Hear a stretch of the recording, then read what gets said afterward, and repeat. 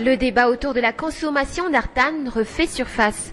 Beaucoup de jeunes qui ont les moyens se permettent de l'utiliser, non pas pour se soigner, mais pour les effets psychotiques de ce médicament.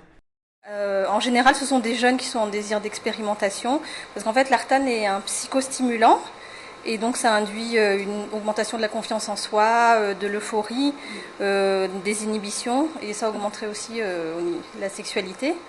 Et donc les effets recherchés sont à peu près similaires à ceux de l'amphétamine et de l'ecstasy, d'autant plus que le produit est moins cher, donc il y a beaucoup, c'est ça qui explique l'usage détourné qu'en font beaucoup de personnes.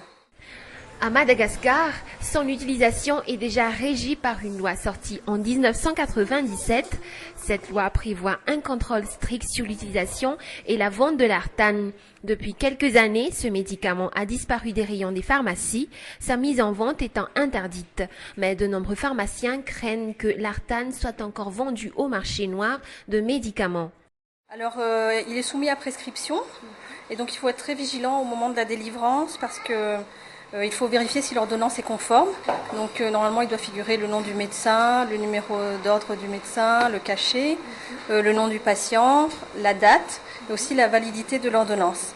Et ensuite le pharmacien doit retranscrire toutes ces informations dans l'ordonnancier parce que c'est nécessaire et il peut être vérifié par l'inspection au niveau du ministère de la Santé à tout moment. Aujourd'hui, la boîte de 20 comprimés d'Artane se vend à 8 000 ariages.